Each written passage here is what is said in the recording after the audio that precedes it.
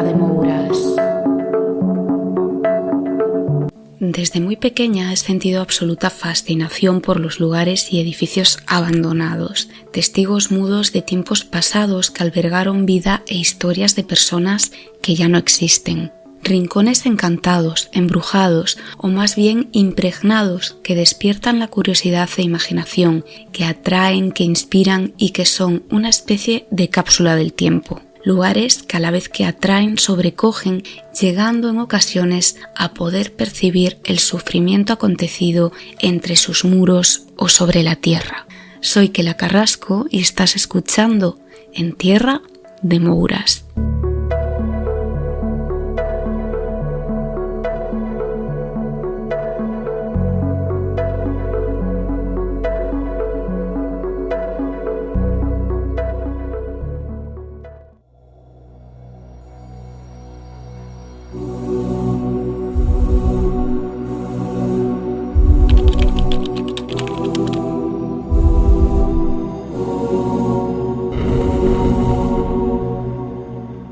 Oza, Cesuras es un municipio español de la provincia de A Coruña perteneciente a la comarca de Betanzos, unas tierras con historia y muy mágicas. Es un ayuntamiento relativamente moderno, se creó el 6 de junio del año 2013 fruto de la unión de dos municipios, el de Oza de los Ríos y Cesuras. Concretamente es en Cesuras donde se ubica el lugar del cual os voy a hablar, el antiguo sanatorio para tuberculosos, un lugar emblemático y misterioso entre Oza de los Ríos, Curtis, Mesía y Abegondo. Pero antes de hablaros del sanatorio os voy a contar la historia de Cesuras, sobre todo de un hecho en concreto que es digno de conocer a nivel mundial. El antiguo ayuntamiento de Cesuras estuvo carente de escudo heráldico hasta el año 1984, así que fue ese mismo año cuando se encargó un estudio y la confección de un blasón al heraldista Jaime Bugallal y Vela. Querían que simbolizara de una manera clara su personalidad histórico-geográfica.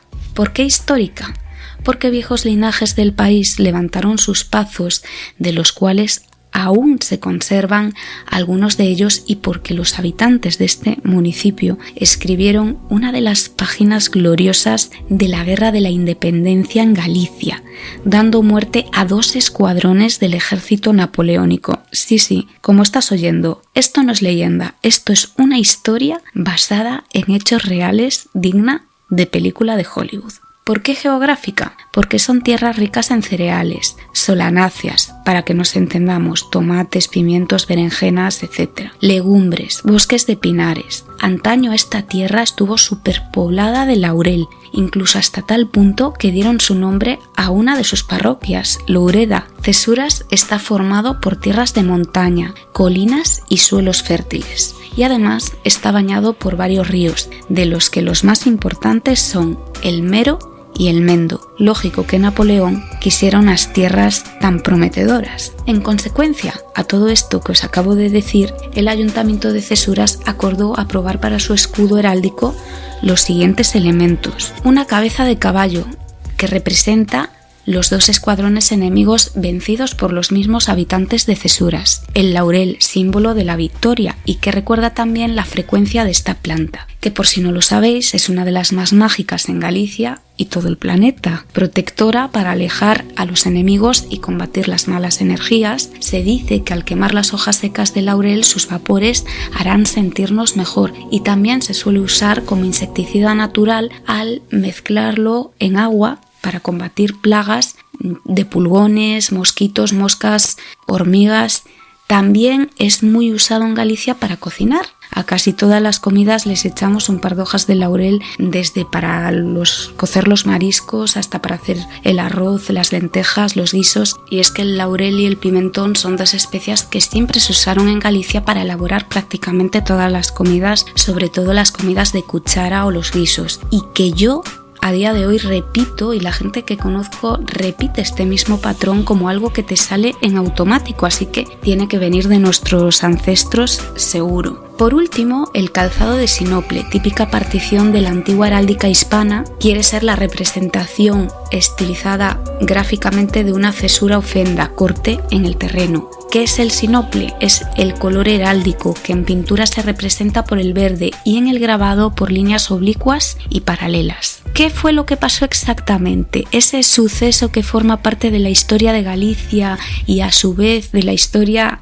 de España, de cuando los habitantes de esta pequeña localidad escribieron su propia página dentro de la Guerra de la Independencia contra las tropas de Napoleón. Bueno, pues para hablaros de esto, primero hay que referenciar al cronista oficial de Betanzos, José Raimundo Núñez Varela y Lendoiro, que durante tres décadas se dedicó a recopilar información sobre este capítulo concreto de la historia, indagando en archivos de España, Francia e Inglaterra. 30 años para narrar los 163 días de suplicio que vivieron estas tierras con la invasión de las tropas extranjeras durante la Guerra de la Independencia. Si queréis haceros con el libro, podéis buscarlo en la web www.cronistadebetanzos.com y quizás contactando por ahí lo podáis obtener, no lo sé. Se titula La ocupación de Betanzos y su tierra por los franceses en 1809. Si no, pues biblioteca o pues la verdad no sé cómo podréis conseguir esta obra. Como yo no pude conseguir este ejemplar, os voy a contar lo que dicen las páginas de otro relato, A invasión francesa de 1809 vista desde Betanzos, escrito en gallego por Alfredo Herías Martínez, que habla sobre la desaparición de estos soldados franceses.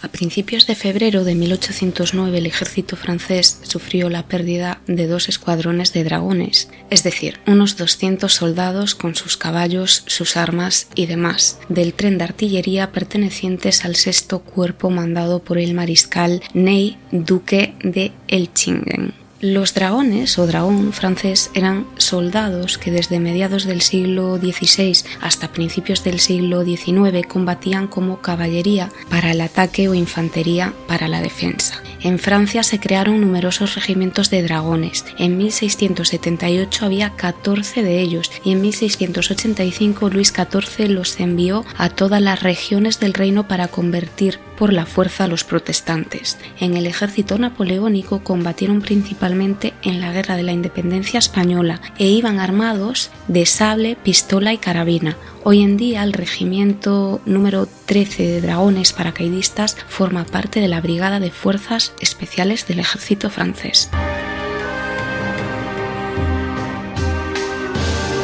Volviendo al acontecimiento vivido en tierras de Cesuras y Mesía, el general Jomini, probablemente no se diga así, no sé, lo estoy leyendo tal cual está escrito, Jomini, jefe por aquel entonces del Estado Mayor del 6º Cuerpo del Ejército francés, dejó escrito lo siguiente en su obra Estrategia, capítulo Confidentes, tomado de López Morillo, año 1910, y leo textualmente. Cuando el cuerpo de Ney reemplazó al de Soult en La Coruña, acantoné entre esta y Betanzos 2 escuadrones del tren de artillería, en medio de 4 brigadas que distaban de aquel punto unas 2 leguas, sin que en un radio de otras 20 se supiera de ninguna tropa española y sin embargo inesperadamente desaparecieron los hombres y los caballos de dichos escuadrones sin que pudiéramos averiguar el camino que llevaron, hasta que por un cabo herido que se pudo escapar, se supo que habían sido degollados por los aldeanos dirigidos por clérigos y frailes. En una noche hicieron desaparecer misteriosamente 2 escuadrones del ejército galo que pertenecían al mando del duque Elchingen. Este hecho tuvo lugar en el año 1809. Los 200 hombres y 200 caballos que componían los dos escuadrones desaparecieron sin dejar rastro. La única noticia era el testimonio de un cabo herido que pudo escapar y llegar hasta las otras fuerzas, manifestando que sus compañeros habían sido degollados por lugareños. Después de numerosas pesquisas e interrogatorios, todo quedó silenciado.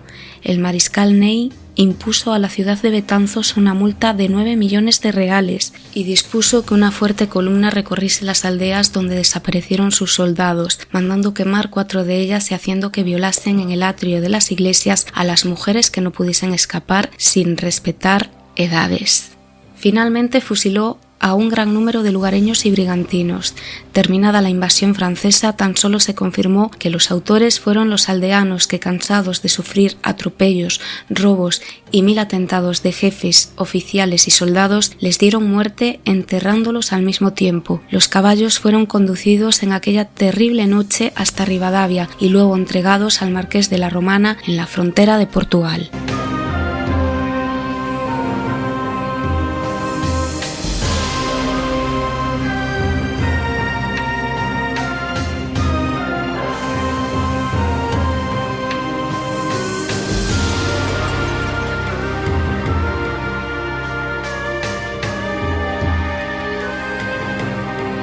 Los documentos no dan muchos más detalles, pero se sabe que los soldados estaban viviendo en las casas de los campesinos, por lo tanto, no estaban reagrupados. Su mal comportamiento, insultante para las familias, sobre todo en lo que respecta al trato hacia las mujeres, provocó que los hombres de Cesuras y alrededores se cansaran y quizás desde la iglesia, en la misa de los domingos, fue donde diseñaron una acción sorpresiva y nocturna que debía de realizar cada campesino con el francés o franceses que estaban en su casa, ocupando su casa. Quizás ese campesino pudo tener alguna ayuda cuando hubiera más de un soldado. Esta sería la teoría escrita por Alfredo Herías Martínez.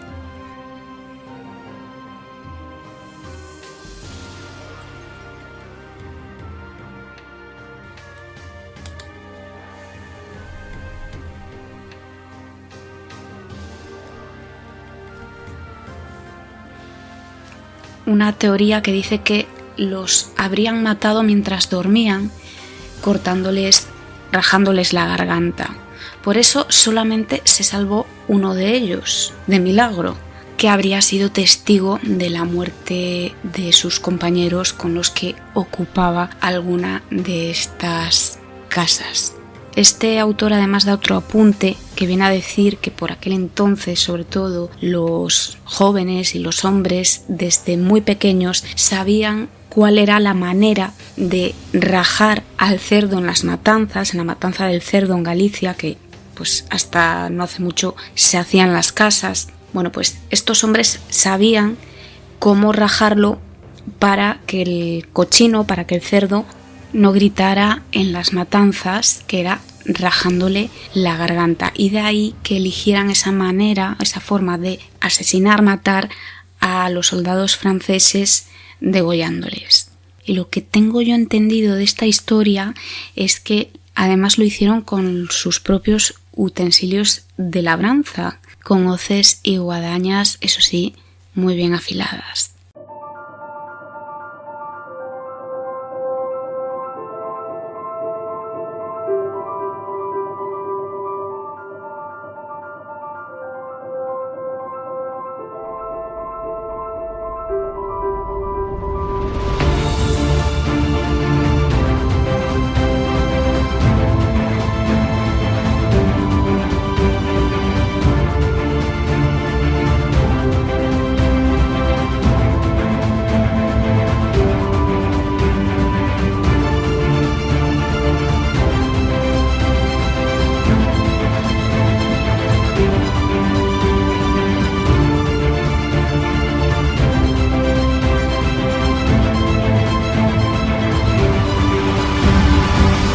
El señor Augusto Regnard fue comisionado para investigar este suceso y para descubrir a los cómplices en el asesinato de 200 soldados e igual número de caballos del ejército de su mando, que faltaron y cuyo crimen se supone haberse cometido en varios distritos de esta provincia.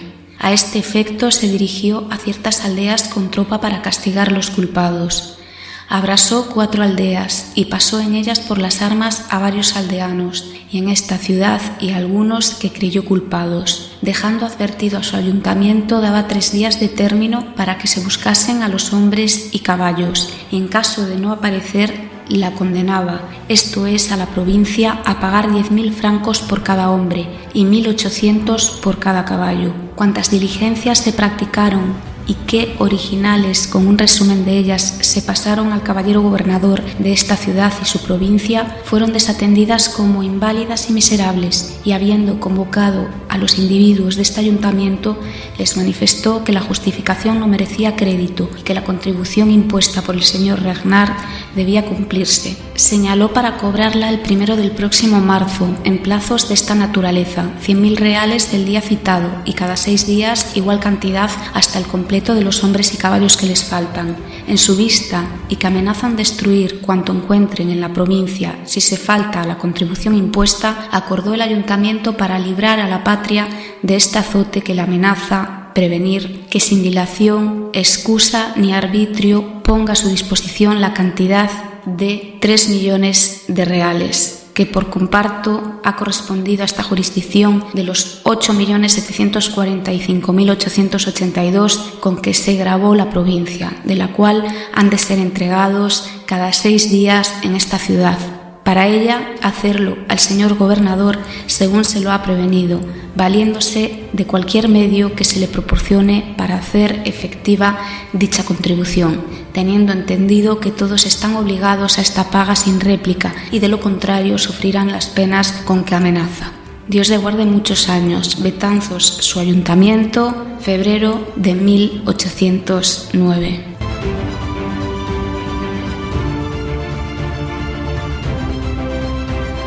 En tierra de Mouras.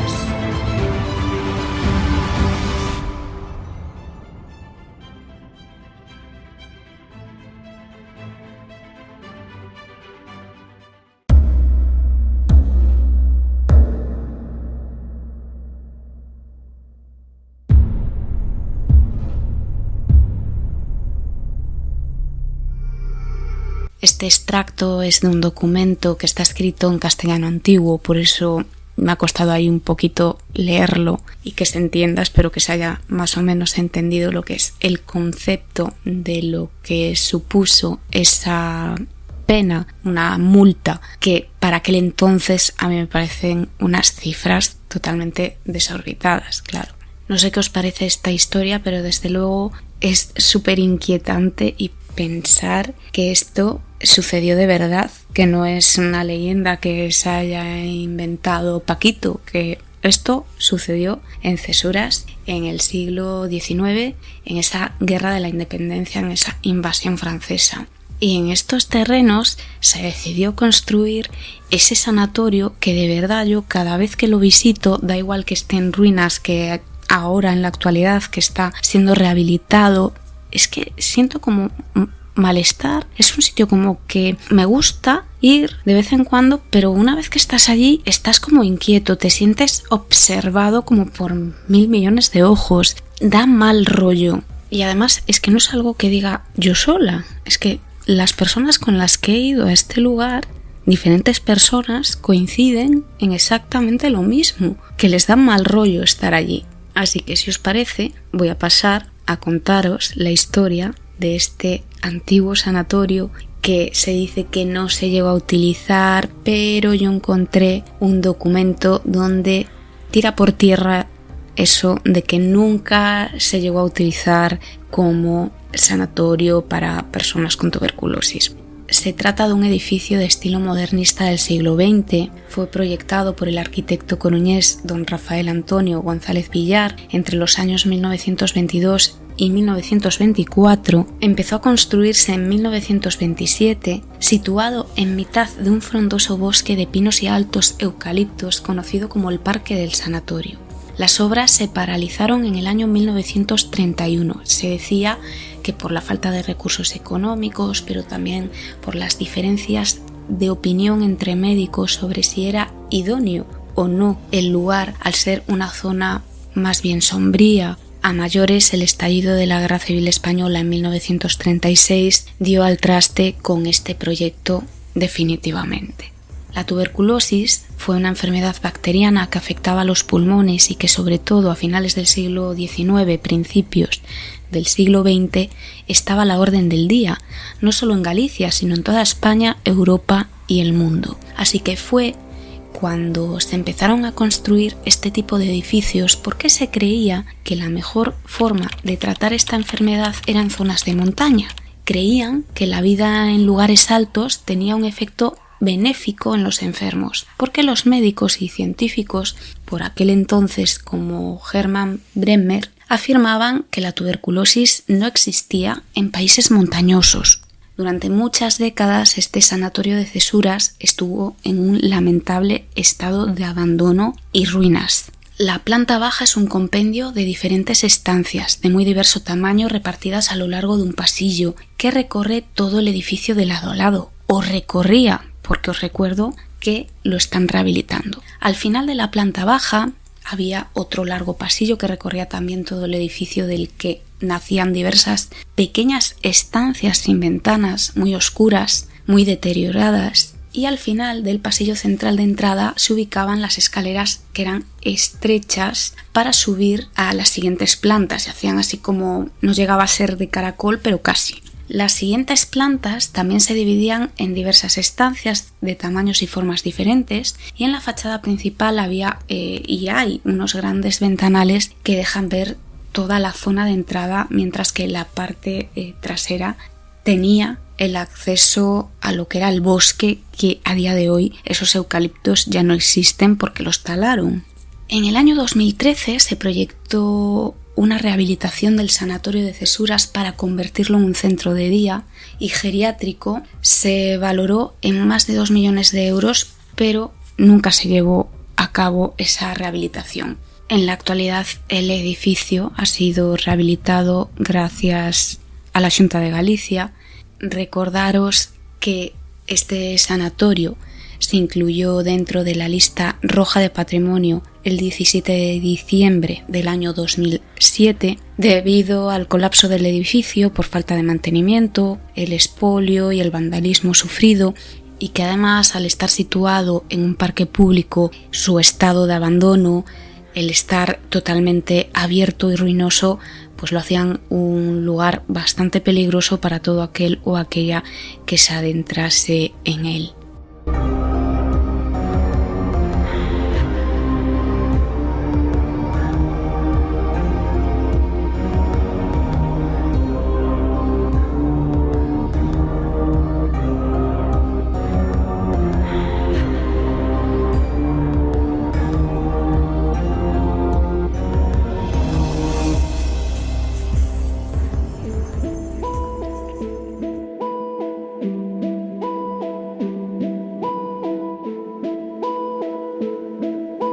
Y abandonado estuvo durante muchísimas décadas, unas con más encanto, el abandono me refiero, otras pues ya no con tanto encanto, pero aún así igualmente tenebroso. Y es que parece que fue ayer cuando solo conservaba la fachada exterior y muros interiores, y cuyas piedras con el paso del tiempo habían sido comidas por el musgo, por la humedad y por todo tipo de vegetación. Su aspecto, como ya os digo, hasta no hace mucho era tenebroso, y el enclave además hacía de este lugar uno de los rincones abandonados más siniestros y espectaculares de nuestro país y sobre todo de Galicia. De hecho, se ha utilizado Cesuras, el sanatorio, como escenario para películas por fotógrafos, se han hecho reportajes de bodas, pero también este era y posiblemente siga siendo lugar de reunión de brujos y brujas, porque el lugar en sí, independientemente del edificio, que a mí personalmente, a pesar de esa avanzada rehabilitación, creo que ya está rehabilitado, aunque todavía pues sigue cercado por vallas de obra y una caseta de obra, también unos carteles donde pone que está la zona videovigilada. Pues el lugar sigue inquietando. Como ya os digo, es un lugar que, insisto, da mal rollo, no suele haber nunca nadie en ese parque además, y bueno, estar allí solo o sola te hace sentirte observado, que no lo entiendes, y una se pregunta cómo puede ser esto posible, ¿no? Sin ese lugar no hay absolutamente nadie. Lo que está claro es que después de su construcción, en su día, se paralizaron las obras, parece ser que nunca se llegó a concluir del todo, que nunca se llegó a utilizar, que nunca hubo tuberculosos enfermos allí. Hay mucha gente que se reafirma en esto, y a partir de aquí yo os voy a desmoronar el castillo de naipes. ¿Y por qué digo esto? Porque di con un documento a través del Archivo Galiciana, Archivo Digital de Galicia, donde se plasma que sí se llegó a utilizar y sí hubo tuberculosos en él, concretamente niños. No sé si niños y niñas, solo niños o solo niñas. El caso es que este dato lo encontré junto a otra publicación muy curiosa. Esta publicación la encontré en archive.org. Es una revista del Centro Gallego de Montevideo, una revista que se publicó el 31 de mayo del año 1925 y precisamente habla de ese proyecto del sanatorio de Cesuras. Pero vamos por partes. Primero, ¿qué es lo que encontré en Galiciana? Bueno, pues en Galiciana encontré un expediente informativo sobre una autorización solicitada por el Padroado de Colonias Escolares para Nenos Pretuberculosos para utilizar el edificio del sanatorio antituberculoso de Cesuras en la temporada del verano del 13 de mayo. Está fechado esta solicitud de 1944, o sea, para la temporada del verano del 44. Y por si os lo preguntáis, sí, se concedió dicha autorización para que esos nenos pretuberculosos de las colonias escolares usaran el sanatorio de Cesuras, porque también encontré la respuesta a dicha solicitud donde se aprueba esa autorización fechada el 1 de junio de 1944. Así que allí hubo niños acampando en el sanatorio de Cesuras. Y esto me llama mucho la atención porque nosotros en 2019, un grupo de amigos, hicimos una investigación, pasamos el día allí en Cesuras, la tarde-noche, e hicimos investigación paranormal y coincide que dos personas, yo y Borja, que en paz descanse, escuchamos pasos. Yo estaba abajo, él estaba en la planta superior y yo personalmente, hablo por mí, sí que noté que eran como el corretear de niños, o sea, como cuando un niño corre por un pasillo, ese sonido de sus pies, ta, ta, ta, ta, ta. Pues algo así. Claro, no nos cuadraba. Por cierto, Borja pensaba que eran sus perras, pero no. Y a mí no me cuadraba porque, claro, en teoría siempre se dijo que allí pues nunca había habido enfermos y que nunca se había utilizado ese sanatorio. Pero ahora visto desde esta perspectiva de las colonias escolares, a que la cosa cambia, a que se os ha erizado un poquito los pelillos de la nuca. Bueno, pues a mí sí se me han erizado y una vez más esa impregnación parece que queda ahí atrapada en los lugares y no se va. Y ahí queda, porque yo esto lo he descubierto hace relativamente poco, 1 mes, 2 meses, y esta investigación la realizamos, que por cierto, si queréis ver el vídeo, está en mi canal de YouTube, que la Misterios e Historias Blog con V. En mi canal de YouTube podéis buscar, creo que se titula Investigación Cesuras, es del año 2019. No es un vídeo muy bueno, es bastante corto además. Era una investigación un poco de andar por casa, todo hay que decirlo, pero nos lo pasamos muy bien. Y una cosa curiosa que podéis ver en el vídeo es que una de las perras de Borja, en una de las estancias del sanatorio, no quería estar. De hecho, se le ve en el vídeo que como que llora porque no está a gusto allí. Y ya sabéis que los perros tienen ese sexto sentido para notar y sentir cosas que los humanos no percibimos. De hecho, no hay mejor detector de malas energías o de energías en general que los animales, sobre todo perros y gatos.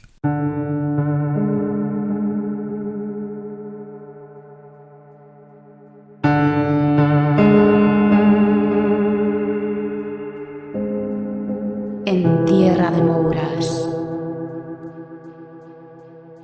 Como os dije, encontré una revista Centro Gallego publicada el 31 de mayo de 1925. Es de una colección del Centro Gallego de Montevideo. El artículo fue escrito en La Coruña, se titula El Sanatorio de Cesuras y dice: con este título se ha editado recientemente un folleto donde se da un aldabonazo a la conciencia regional para que despierte y se digne cooperar eficazmente a obra tan humanitaria como es la de una cruzada que ponga dique a los estragos de esa plaga llamada tuberculosis que diezma la juventud de nuestra tierra. En unas líneas preambulares plantea el folleto el problema en toda su desoladora magnitud. Dice que Galicia, o triste verdad, es una página en blanco por lo que se refiere a medios de defensa contra la tuberculosis.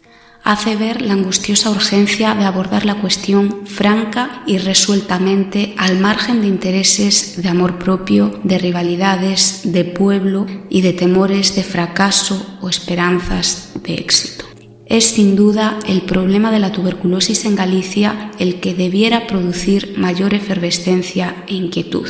Uno de los aspectos principales de la acción social más importante es el que se relaciona con la organización de una campaña de amplia base activa, persistente y tenaz contra la peste blanca, hasta conseguir sean cegadas esas negras fuentes, origen y causas de tanto infortunio.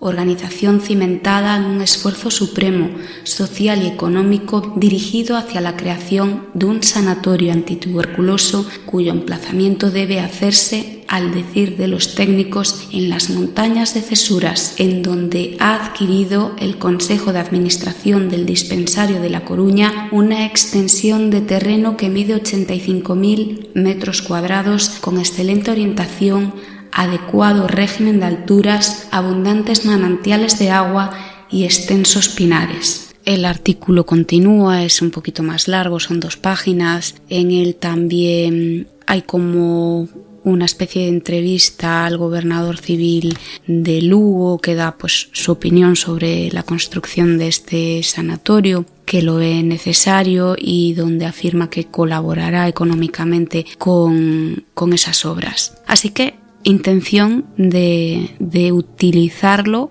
había desde un principio y, como ya os he dicho, se llegó a utilizar, pero pues a modo de campamentos de veranos para niños enfermos de tuberculosis.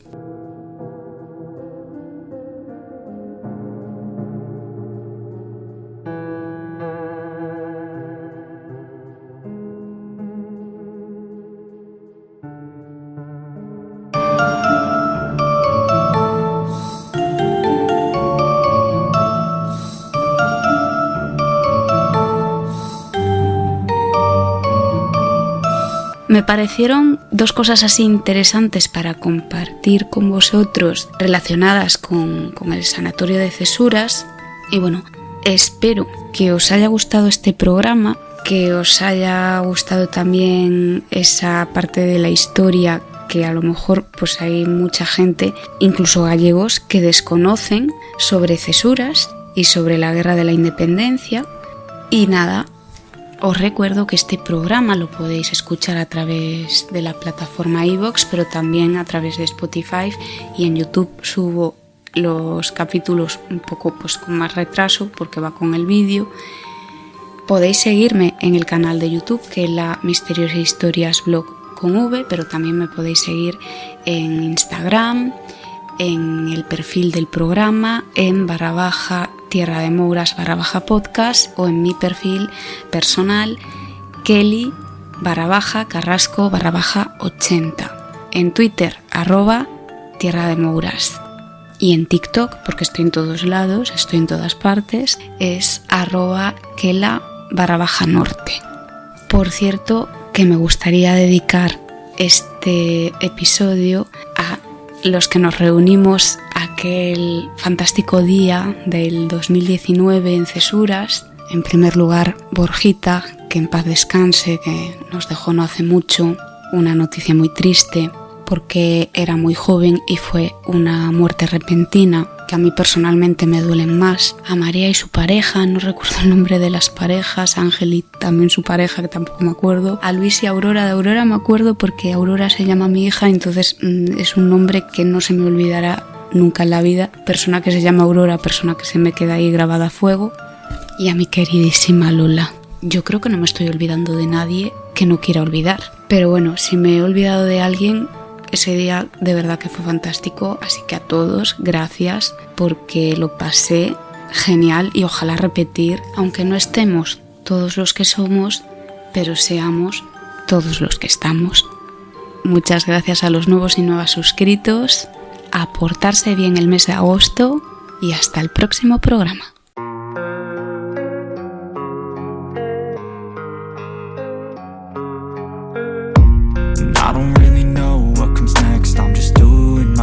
Even though I'm so stressed out, everything just feels like a test that I fail, so depressed when I can't seem to get out. But something deep inside won't let me quit.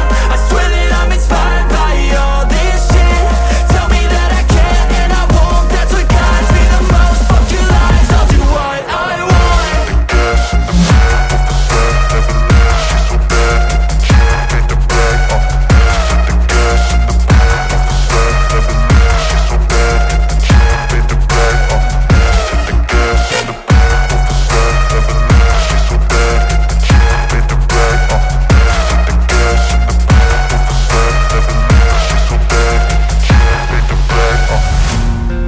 By thirst, I'm inspired by worth. I desire your worst, so you can just hide while I work. I ain't tired, you first. I'll write a second, third verse about the lies you go disperse. You never did shit, I know it hurts. Something deep inside won't let me